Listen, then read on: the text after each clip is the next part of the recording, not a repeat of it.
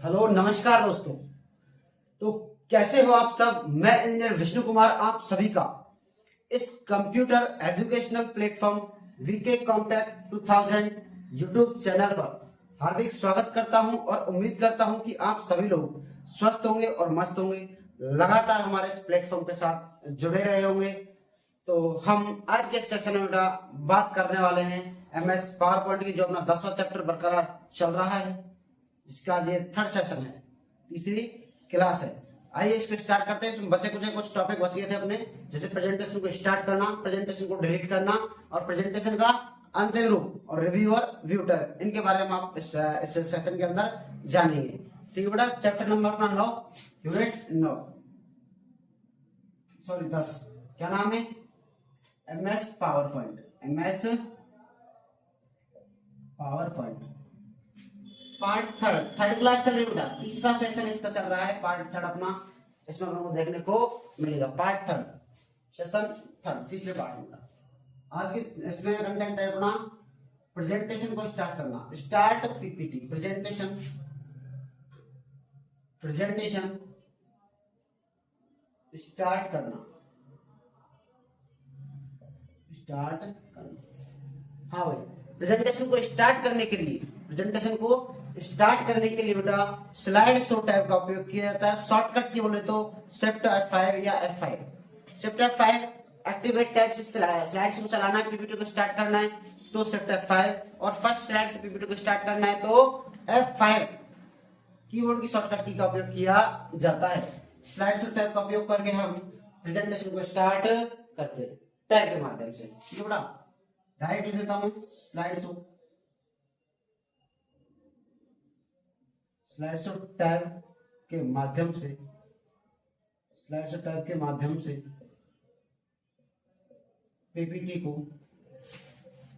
को स्टार्ट किया जाता है। स्टार्ट किया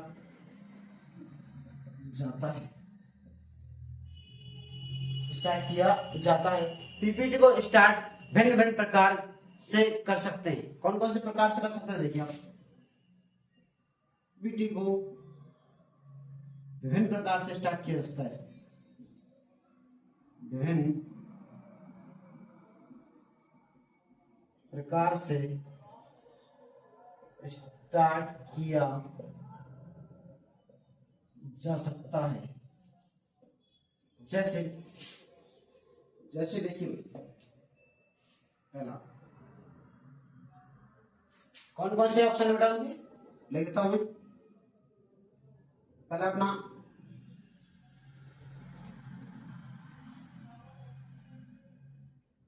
from current, from custom, from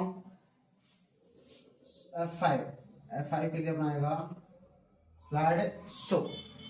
ये ऑप्शन किसके लिए होते हैं? अपने पीपीटी को स्टार्ट करने के लिए ऑप्शन होते हैं। Slide show tab home tab के स्लाइड शो टैब में आपका F5 option, F5 from beginning, from custom, from broadcast, ये सभी ऑप्शन है पीपीटी को स्टार्ट करने के लिए बेटा। पहला बेटा फ्रॉम बिगिनिंग, दूसरा फ्रॉम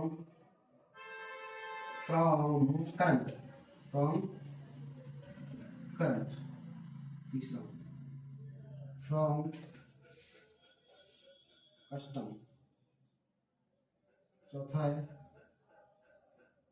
ब्रॉडकास्ट। पीपीटी को ब्रॉडकास्ट करना। फ्रॉम बिगिनिंग का मतलब बेटा PPT start and first slide. F5 जिसकी शॉर्टकट यूज कर सकते हो। F5 शॉर्टकट का उपयोग करके आप पीपीटी को फर्स्ट स्लाइड से स्टार्ट कर सकते हो। PPT start and first slide, PPT को प्रथम स्लाइड से स्टार्ट करने के लिए, पहली स्लाइड से स्टार्ट करने के लिए किसका उपयोग किया जाएगा? फ्रॉम बिगिनिंग ऑप्शन का उपयोग किया जाएगा। From current PPT start and active slide, shift plus F5, अर्थात जिस स्लाइड में हम काम कर रहे हैं, वर्क कर रहे हैं, उस स्लाइड से पीपीटी को स्टार्ट करना है तो शिफ्ट F5 ऑप्शन का उपयोग किया जाता है, शिफ्ट F5 शॉर्टकट का उपयोग किया जाता है। एक्टिवेट स्लाइड से from custom PPT start and selected slide से पीपीटी को स्टार्ट करने के लिए, सेलेक्टेड स्लाइड से पीपीटी को स्टार्ट करने के लिए फ्रॉम कस्टम ऑप्शन का उपयोग किया जाता है। कौन से ऑप्शन का बेटा? फ्रॉम कस्टम ऑप्शन का उपयोग किया जाएगा। क्या करने के लिए? पीपीटी को सेलेक्टेड, केवल सेलेक्टेड स्लाइड से स्टार्ट करना है फ्रॉम कस्टम, एक्टिव स्लाइड से फ्रॉम करंट, फर्स्ट स्लाइड से स्टार्ट करना फ्रॉम बिगनिंग। ठीक है बेटा। ब्रॉडकास्ट, जब अपन किसी चीज को लाइव दिखाते हैं ना फेसबुक वगैरह पे लाइव दिखाने के लिए, ऐसे पीपीटी को लाइव करना है, लाइव पब्लिश करना है। क्या करना है? लाइव या पब्लिश करना है, पब्लिश करना, पीपीटी पब्लिश करना ले देता हूं। पीपीटी को पब्लिश करना, क्या कहलाएगा? From broadcast. इसी में और ऑप्शन होते हैं, पीपीटी हाइड करना, हाइड स्लाइड,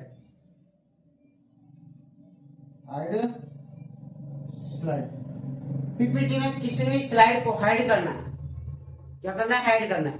आप उसको क्या नहीं करना चाहते, फ्रॉम कस्टम का उपयोग ना करके हाइड कर दो, तो वही काम करेंगे। जिनको आप नहीं चलाना चाहते उनको हाइड कर दो, बाकी सेलेक्टेड स्लाइड बच जाएगी, है ना। तो आप हाइड ऑप्शन के माध्यम से भी सेलेक्टेड स्लाइड से पीपीटी को स्टार्ट कर सकते हो। स्लाइड को छुपाना,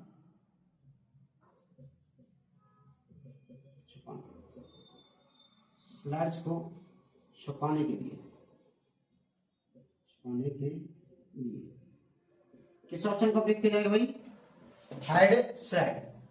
ये क्या है? पीपीटी को स्टार्ट करने के बारे में, स्टार्ट करना, स्लाइड टैब का उपयोग करेंगे। फर्स्ट स्टेप का व्यू स्लाइड शो टैब का उपयोग करके पीपीटी को स्टार्ट किया जाएगा। फर्स्ट स्लाइड से स्टार्ट होगी, फर्स्ट स्लाइड से स्टार्ट करने की शॉर्टकट की इसका नाम है F5। और एक्टिवेट स्लाइड से, जिस स्लाइड में हम काम कर रहे हैं बेटा एक्टिवेट स्लाइड होती है, वो जिस स्लाइड में वर्तमान वर्क कर रहे हैं उस स्लाइड की एक्टिवेट स्लाइड होती है। उस स्लाइड से पीपीटी को स्टार्ट करना है तो शिफ्ट F5 का यूज करेंगे।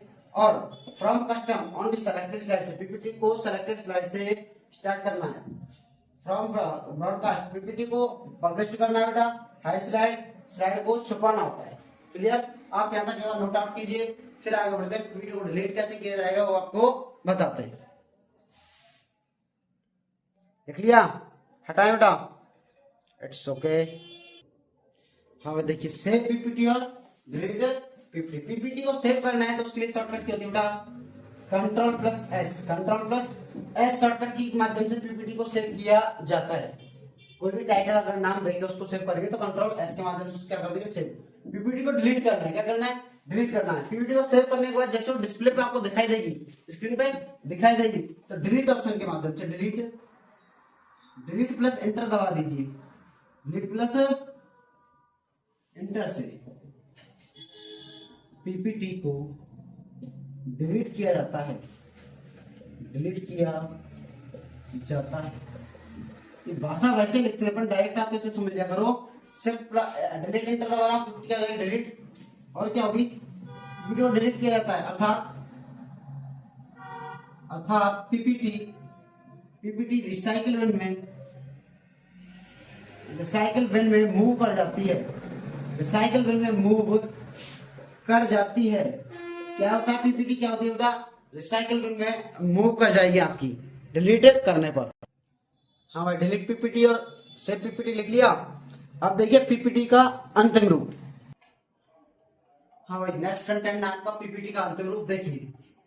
पीपीटी के अंतिम रूप में मुख्यतः पीपीटी बेटा शॉर्ट एंड स्वीट होनी चाहिए, सबसे छोटी और संक्षिप्त होनी चाहिए। इसमें आपकी स्लाइड शॉर्ट और स्वीट डिस्प्ले हो। कम स्लाइड होगी, कम समय में हो जाएगी। कम कंटेंट होगा और श्रोताओं के लिए बोलने के लिए स्पीकर मास्टर के पास ज्यादा कंटेंट होना चाहिए।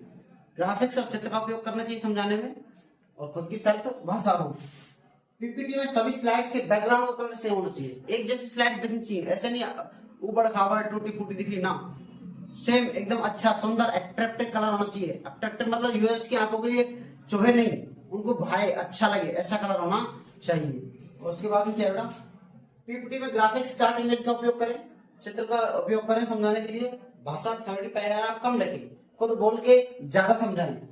पीपीटी में सभी स्लाइड्स की F7 शॉर्टकट की से स्पेलिंग या ग्रामर चेक करें। इन सभी रूल्स को फॉलो करने के बाद में अंत में कंट्रोल एस के माध्यम से पीपीटी को सेव करें और अपनी आवश्यक लोकेशन पर, कि आप उसको डायरेक्टरी में सेव करना चाहते हो या फिर डॉक्यूमेंट्री में सेव करना चाहते हो, डाउनलोड में सेव करना चाहते हो, डिस्प्ले पे सेव करना चाहते हो, या फिर आपको कोई फोल्डर बना रखा है उस फोल्डर में सेव करना चाहते हो, ताकि आपको बाद में ढूंढना नहीं पड़े कि हमारी फाइल कहाँ है, पहले उस डायरेक्टरी पाथ को सेट कर ले आप। ठीक है बेटा, ये हो गया आपका पीपीटी का अंतिम रूप। अब अपनी दो टैब बची है, रिव्यू और व्यू, वो देख लेते हैं। इसमें क्या है, कुछ व्यूज अलग अलग है ना, उनको समझाइए। अब इसको आप एक बार नोट आउट करो फटाफट से। हटाए भाई, इट्स ओके। हाँ तो दोस्तों आइए देखिए रिव्यू टैब और व्यू टैब। रिव्यू टैब में कुछ ऑप्शन है जो आपको याद रखने एमएस पावर पॉइंट में, जैसे कि प्रूफिंग, प्रूफ को देखने के लिए, स्पेलिंग चेक करने के लिए, ग्रामर चेक करने के लिए ऑप्शन होता है। एक होता है स्लाइड्स पर कमेंट ऐड करना, स्लाइड पर कमेंट ऐड करना है तो रिव्यू टैब का उपयोग करना पड़ेगा आपको। प्रोटेक्ट सिक्योरिटी लगानी है तो रिव्यू टैब का उपयोग करना है। इन ऑप्शंस को आपको याद रखिए रिव्यू टैब। आइए व्यू टैब पर। एमएस पावर पॉइंट में बेटा 7 प्रकार के व्यू होते हैं। कितने प्रकार के? 7 प्रकार के व्यू होते हैं, जिनमें से 3 अपने मास्टर व्यू होते हैं और 4 अपने नॉर्मल व्यू होते हैं। 4 और 3 7। ठीक है बेटा, तो 3 अपने मास्टर व्यू कौन कौन से बेटा? स्लाइड मास्टर है, hand out master, notes master. Slide master केवल और केवल स्लाइड्स पर फुटर ऐड करने के लिए उपयोग किया जाता है। Hand out master slide print करने के लिए हैंड आउट मास्टर का उपयोग किया जाएगा। स्लाइड्स बना ली, प्रिंट कर ली, प्रिंट करने के बाद वो श्रोता के पास होती है, ऑडियंस के पास नहीं, श्रोता के पास होती है, जो आपको बोल के बताता है। मास्टर के पास नोट्स होना वही है क्या? Hand out master. नोट्स को प्रिंट करना है, स्लाइड को प्रिंट करना है। बाय डिफॉल्ट रूप से एक साथ कितनी स्लाइड प्रिंट होती है? 6। एक पेज पर 6 स्लाइड प्रिंट होती है बेटा। कम से कम एक स्लाइड प्रिंट हो सकती है, मैक्सिमम 9 स्लाइड प्रिंट हो सकती है। लिख दिया है, बाय डिफॉल्ट रूप से एक पेज पर 6 स्लाइड प्रिंट हो सकती है, मैक्सिमम 9 और मिनिमम 1। By default 6। एक पेज पर कितनी स्लाइड लगा सकते हैं हम? मैक्सिमम 9, कम से कम 1 और बाय डिफॉल्ट 6। उसके बाद देखिए हैंड आउट हो गया। नोट्स मास्टर हेडर और फुटर दोनों का उपयोग किया जाता है बेटा। नोट्स मास्टर को बनाना है तो हेडर फुटर, नोट्स बनाने की पीपीटी के तो हेडर और फुटर दोनों का उपयोग किया जाता है नोट्स बनाने के। ये 3 हो गए आपके कौन से बेटा? तीनों हो गए कौन से? मास्टर नोट्स, मास्टर नोट्स हो गए थे। उसके बाद ये अपने 4 क्या है बेटा? नॉर्मल व्यू है, नॉर्मल व्यू है, मास्टर व्यू हो गए। नॉर्मल व्यू देखिए, नॉर्मल व्यू में पहला नॉर्मल है, बाय डिफॉल्ट रूप से होता है पीपीटी का नॉर्मल व्यू। जो लेआउट देखता है आपको नॉर्मल लेआउट दिखता है पीपीटी का। बाय डिफॉल्ट क्या दिखेगा? नॉर्मल लेआउट, एकदम आसान, सुनना सरल आसान। स्लाइड सॉर्टर, ये इंपॉर्टेंट है जानना। स्लाइड सॉर्टर इंपॉर्टेंट है बेटा, इट्स इंपॉर्टेंट। स्लाइड सॉर्टर क्यों? क्योंकि इसमें बेटा पीपीटी के अंदर स्लाइड्स को मैनेज किया जाता है। जैसे कि पीपीटी सर 1 2 3 4 5, मैं चाहता हूं कि दूसरे नंबर की स्लाइड को चौथे नंबर पर ले आऊं और चौथे नंबर की स्लाइड को दूसरे नंबर पर ले जाऊं। इनको एक्सचेंज करना ही स्लाइड सॉर्टर कहलाता है। ठीक है बेटा, स्लाइड्स को सेट करना, चेंज करना, एक्सचेंज करके सेट करना पीपीटी में क्या कहलाएगा? Slide sorter view. Slide sorter view के माध्यम से उनको अपन एक्सचेंज कर सकते हैं, एक दूसरी स्लाइड को बदल सकते हैं। स्लाइड शो, पीपीटी को एक साथ, पीपीटी यानी कि सभी स्लाइड्स को एक साथ देखना, पीपीटी की सभी स्लाइड्स को एक साथ देखना है तो किसका उपयोग करना पड़ेगा बेटा? स्लाइड शो का। पीपीटी की सभी स्लाइड्स को एक साथ देखना, सभी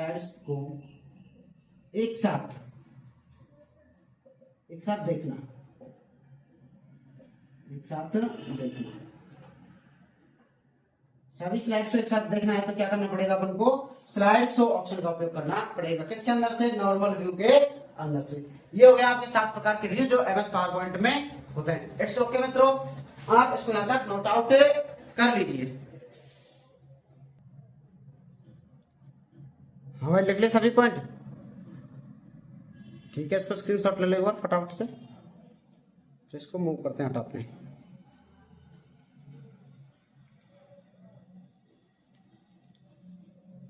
हाँ भाई लिख लिया सभी ने? It's okay. ये अपना एमएस पावर पॉइंट जो चैप्टर है वो अपना कंप्लीट कर दिया है। एमएस पावर पॉइंट चैप्टर अपने कंप्लीट कर लिया इसी टॉपिक के साथ। इसका लास्ट अंतिम टाइप होता है रिव्यू और व्यू टाइप। ठीक है बेटा, कंप्लीट एमएस पावर पॉइंट हो चुका है अपना। आरएससीआईटी अदर कंपटीशन एग्जाम के लिए बहुत ही महत्वपूर्ण चैप्टर है।